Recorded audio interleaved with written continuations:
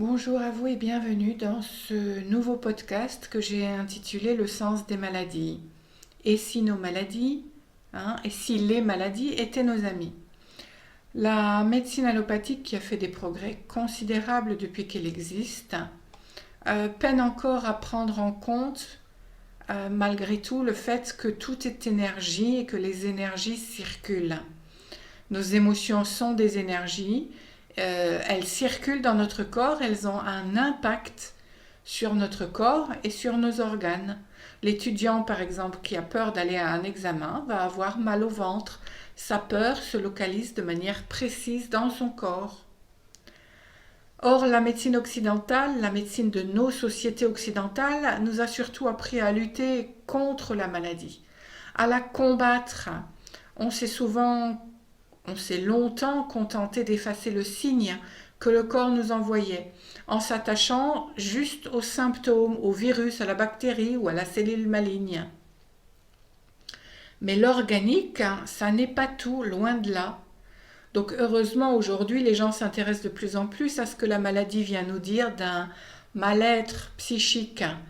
Et donc c'est essentiel en fait de considérer cet ensemble indissociable que représente un corps et l'être qui l'habite, communément appelé être humain. Voilà, donc les médecines traditionnelles les plus connues, comme la médecine chinoise ou la médecine ayurvédique indienne, l'ont toujours su.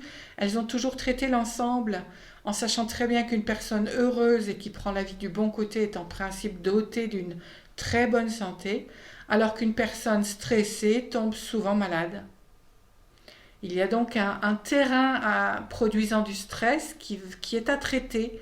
Et le terrain produisant du stress, c'est l'environnement, la façon dont la personne vit cet environnement, ce qu'elle ressent dans cet environnement.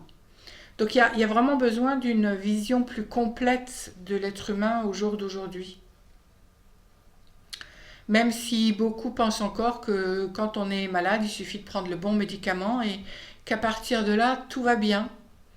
Voilà, on va chez le médecin parce qu'on a mal à la gorge, c'est une angine, il nous donne ce qu'il faut et en quelques jours, on est comme neuf. C'est ce qui nous a longtemps fait croire à une médecine miracle qui permettrait que l'on fasse, que l'on continue à faire tout comme d'habitude sans s'interroger le moins du monde sur l'origine du symptôme, sur le pourquoi de ce symptôme. Or, il est plus qu'utile de s'interroger en parallèle sur ce qui a provoqué le mal de gorge. Qu'est-ce qu'on a vécu qui a été douloureux? Est-ce que ce symptôme ne serait pas venu parler de quelque chose de plus profond? Est-ce qu'il ne serait pas venu signaler que voilà, qu'il y avait quelque chose de l'ordre d'un conflit intérieur qui s'était vécu dans une certaine situation? Si on s'interroge sur ce qui s'est passé dans les jours qui ont précédé l'apparition des symptômes, on a toutes les chances de retrouver le souvenir d'une situation qui a généré du stress. Pour les petits symptômes comme un rhume ou un mal de gorge, ça peut être facile à décrypter en fait. Le rhume vient nous dire je vis une situation que je ne sens pas, à laquelle je me suis fermée. C'était quoi cette situation? Si on s'interroge, on va la retrouver. Quand on a un mal de gorge, je me sens pris à la gorge par une peur. Bon ben, voilà, qu'est-ce que j'ai vécu qui m'a pris à la gorge, qui m'a fait peur? Dès lors qu'on conscientise la raison profonde, c'est-à-dire la souffrance qui a fait apparaître le symptôme, qu'on accueille les émotions qui l'accompagnent, c'est-à-dire que voilà, on prend acte qu'il y a eu des émotions, on est avec ces émotions-là, on reste avec ces émotions-là, on ne cherche pas à les fuir, on les assume. Et puis ensuite, quand on mène à bien les changements nécessaires pour faire cesser la souffrance, c'est-à-dire la situation qui a provoqué la souffrance, l'énergie qui était bloquée, qui a été bloquée pendant un temps, elle peut à nouveau circuler. Et c'est là et seulement là qu'on peut considérer qu'on est guéri. Notre corps, par une migraine, un rhume ou un mal de gorge, il nous envoie une information. Quand on ne fait que prendre quelques médicaments, l'énergie de l'émotion qui a provoqué la migraine, le rhume ou le mal de gorge, cette énergie-là, elle reste bloquée en nous. Elle n'est pas sans conséquence parce que les symptômes peuvent devenir récurrents, ce qui signifie qu'il y a là un conflit intérieur que la personne n'arrive vraiment pas à gérer et ça se transforme en une forme d'anxiété chronique. Donc le fait est qu'on vit aujourd'hui dans un monde qui est de plus en plus stressant, qui est de plus en plus en perte de repères. On est tous, autant qu'on est, en perte de repères de plus en plus, parce que tout va de plus en plus vite et qu'on a de moins en moins le temps en fait. De moins en moins le temps ni l'énergie de nous écouter, de nous interroger. Le cancer, les maladies auto-immunes, les maladies chroniques ou psychosomatiques, celles qu'on appelle donc les maladies du siècle, elles sont causées en grande partie par l'état de stress constant dans lequel beaucoup d'entre nous vivent. Et j'aurais presque envie de dire survivent, surnagent. Donc c'est pour ça qu'il devient de plus en plus nécessaire de s'interroger sur ce qu'on vit. La médecine occidentale, si utile qu'elle soit à bien des égards, n'est pas une médecine omnipotente. Elle ne va pas nous sauver de tout. Il faut que nous redevenions responsables de ce que nous vivons. Le coronavirus, ce virus de la couronne, il avait quelque chose d'important à nous dire à ce sujet-là au niveau collectif. Il avait quelque chose à nous dire d'une perte de pouvoir, de souveraineté chez l'humain d'aujourd'hui. Je parlais précédemment du terrain qui mène à la maladie. Alors c'est quoi ce terrain?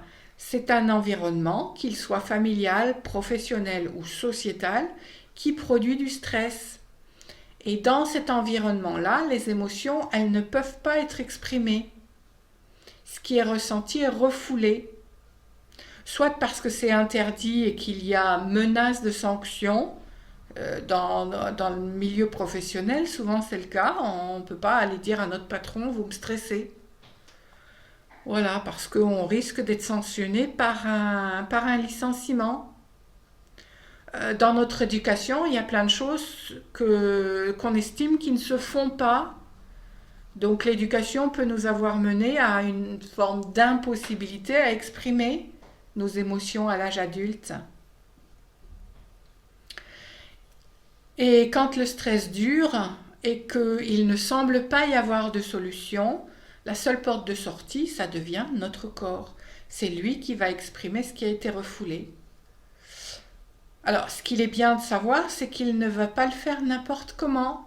Il va au contraire nous donner une information qui va être extrêmement précise sur ce qui se passe en nous, sur la façon dont on vit les choses.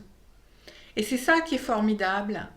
C'est pour ça que je posais la question de savoir si les maladies ne seraient pas nos amis. Parce que c'est ça qui peut nous permettre de reprendre notre pouvoir, notre souveraineté.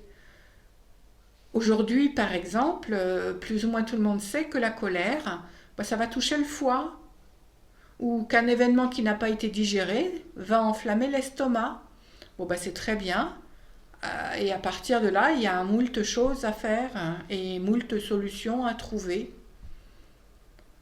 Voilà. En plus, quand on sait que notre corps, par la maladie, nous donne une information, il devient aussi possible de ne plus considérer la maladie comme une agression, une chose contre laquelle il faut se battre, ou alors comme une empêcheuse de tourner en rond, mais bien comme une alerte sur ce que nous vivons comme un stress ou une souffrance. Ce corps nous offre de cesser petit à petit de mal vivre les choses de notre vie, parce qu'il nous offre la chance de reprendre cette vie-là en main. On le sait que la vie sur Terre n'est pas un long fleuve tranquille. On le sait que la souffrance y est bien présente, que ce soit collectivement ou individuellement. Mais on a toujours le choix entre deux positionnements. Soit on se soumet à la peur, soit on fait le choix de l'amour.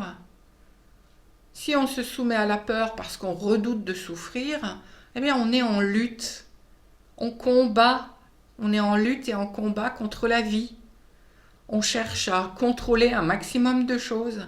Et dans cette configuration-là, eh bien, on épuise progressivement notre énergie vitale.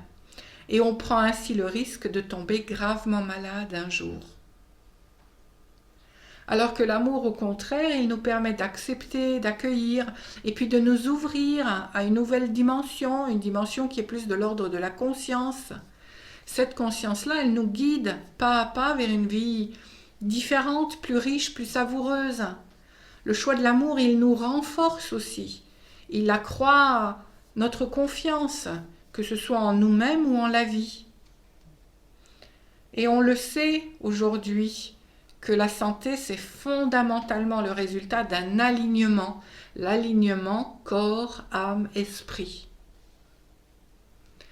Donc il devient vraiment vital, nécessaire de rétablir cet équilibre, l'équilibre de cet alignement. Hein, l'alignement égale équilibre. Il y a un équilibre qui a été trouvé quelque part.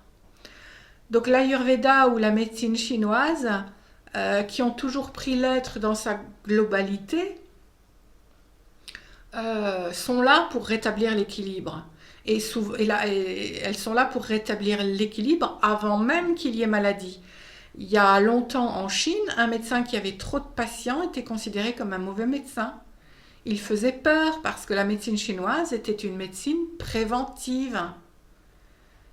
Elle n'existait que pour prévenir l'arrivée de la maladie, en travaillant sur le terrain. Hippocrate, hein, les médecins qui font le serment d'Hippocrate aujourd'hui, Hippocrate, en 400 avant Jésus-Christ, disait déjà « Il est plus important de connaître le malade que la maladie dont il souffre ». Quel médecin aujourd'hui peut dire qu'il connaît le malade, qu'il le connaît vraiment? Voilà, donc travailler sur le terrain, ça signifie qu'il faut prendre en compte le fait que la maladie est la manifestation physiologique de quelque chose qui se trame dans le subconscient. Et donc, ça nous permet de nous interroger, ça nous demande de nous remettre en cause, bon, ce qui n'est pas toujours facile, pour pouvoir découvrir il est où le conflit qui a créé le problème. Donc bien sûr que c'est difficile aujourd'hui, que souvent on se dit mais j'ai pas le temps de faire tout ça. Et pourtant ça n'est pas impossible. Moi je me suis intéressée il y a une vingtaine d'années déjà à ce que la maladie venait nous dire de nos mots, MAUX, de l'âme. Donc j'ai participé à quelques formations sur le sens profond des maladies parce que j'avais remarqué que plus je travaillais sur moi, et moins je tombais malade. Alors, je ne dis pas qu'il ne faut pas aller voir un médecin, attention, loin de là. Avoir un diagnostic, ça permet de commencer à savoir ce qui se passe en nous, puisqu'il y a une correspondance précise entre maladie et conflit intérieur. Et puis, il peut être nécessaire de prendre un traitement, de se soulager. Mais il est très important de ne pas s'arrêter à cette prise médicamenteuse. Voilà, donc en ce qui me concerne aujourd'hui, je me connais plutôt bien, je me soigne. La plupart du temps, je vais soigner ce que j'appelle mes petits bobos avec des huiles essentielles. Ça fonctionne très bien pour moi compte tenu du fait que je suis très peu souvent malade. Ça fonctionne d'autant mieux que j'ai cessé d'avoir peur de ce corps, hein, que ma relation à ce corps, elle est devenue beaucoup plus facile aujourd'hui. Mais malgré tout, quand j'ai un doute et que c'est très douloureux ou inconfortable, je consulte. Quand je vivais encore en Polynésie, j'ai consulté, ça c'est pour la petite histoire, j'ai consulté à plusieurs reprises un médecin de médecine traditionnelle chinoise. Donc c'était une chinoise qui venait de Chine, qui parlait très mal français et qui consultait à l'arrière de l'officine où son mari vendait toutes sortes de plantes séchées, de feuilles, de fleurs, de racines, d'écorces et puis de médicaments chinois. Alors en France, ça c'est quelque chose qui n'est pas autorisé, mais la Polynésie, c'est pas à proprement parler la France. C'est un pays d'outre-mer qui a son propre gouvernement.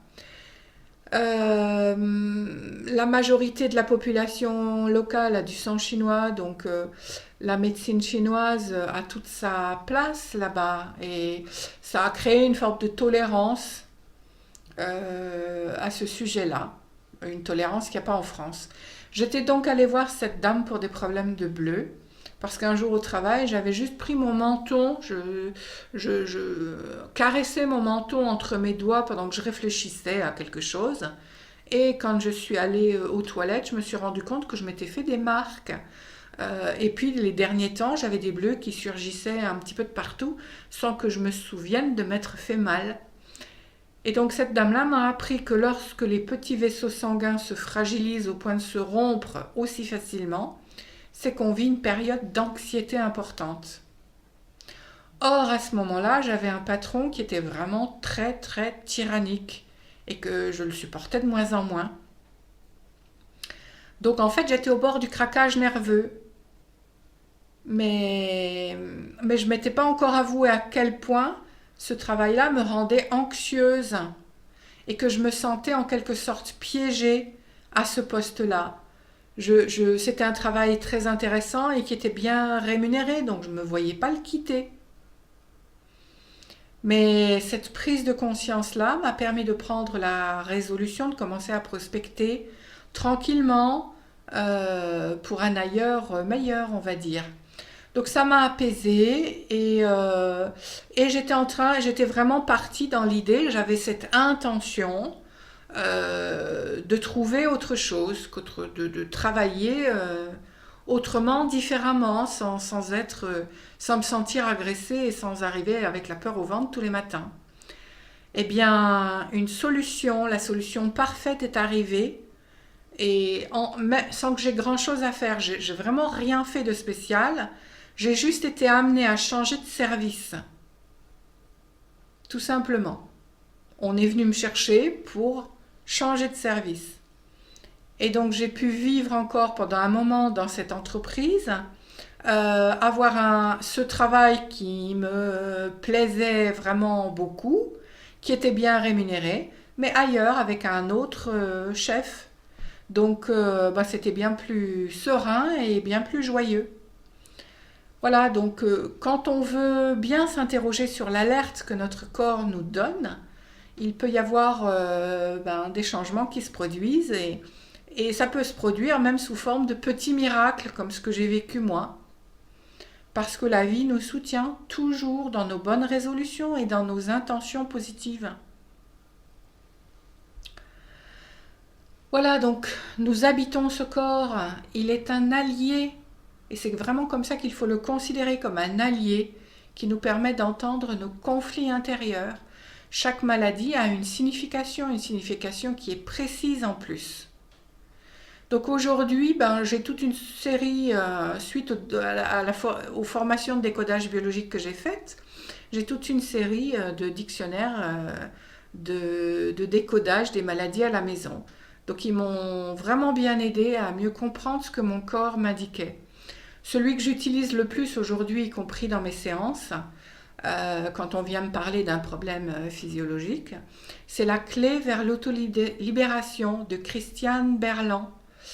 Je l'aime beaucoup celui-là parce que elle parle de la dimension spirituelle de nos symptômes. Mais bon, il y en existe plein d'autres. On peut consulter tout un tas d'autres ouvrages sur le sujet. Pour moi, avoir chez soi un livre de décodage, c'est déjà une très bonne façon de cesser de tout reléguer à l'extérieur. Et puis de réapprendre à se connaître, de fonctionner en équipe, âme, corps, esprit, et de reprendre son pouvoir, de revenir à sa responsabilité. En plus, grâce au décodage, moi je peux dire que j'ai appris à considérer vraiment mon corps comme un allié qui me transmet des informations importantes, mais pas que. Il m'a aussi permis sur ce chemin-là d'apprendre à moins le malmener à tout point de vue, parce que je me suis mise à l'écoute de ce corps profondément. Il a aussi représenté un chemin de lâcher prise sur tous les contrôles qu'on pense qu'on doit avoir sur lui. Donc en fait, ça m'a mené sur une voie de bienveillance, d'amour et de respect de moi. Voilà, donc pour terminer, je voudrais juste dire qu'on est responsable de ce que l'on crée, mais comme je le dis toujours, on est responsable mais pas coupable. Responsable ne veut dire à aucun moment coupable. Voilà, tout est en lien avec ce que l'on vibre. Une part de nous vibre la peur de ne pas y arriver, par exemple, ou de ne pas être à la hauteur de quelque chose. Eh bien, c'est notre dos qui va nous le faire savoir. Et quand on le sait, on peut mener à bien une action. Ça peut nécessiter la prise d'un traitement. L'un n'empêche jamais l'autre, mais ce qui permet de guérir vraiment plus facilement et puis d'éviter les récidives, eh bien, c'est de savoir pourquoi on a ce problème-là. Le corps, en fait, ne fait qu'exprimer ce qui en nous est une entrave à notre épanouissement. Voilà, apprendre de lui, ça fait partie du processus pour réussir ensuite à croquer la vie à pleines dents, à la respirer à plein poumon. Voilà, on a des expressions comme ça qui veulent vraiment tout dire. Voilà, je suis arrivée au bout de ce podcast. J'ai dit à peu près tout ce que j'avais envie de dire sur le sujet. Donc c'était un peu long, mais j'espère que ça vous aura intéressé, que pour certains ça aura un petit peu éclairé une lanterne. Et donc je vous invite vraiment à vous écouter et à écouter ce corps à travers les maladies, voilà, à l'écouter, à le considérer comme un allié de choix. Prenez bien soin de vous et je vous dis à bientôt dans un nouveau podcast.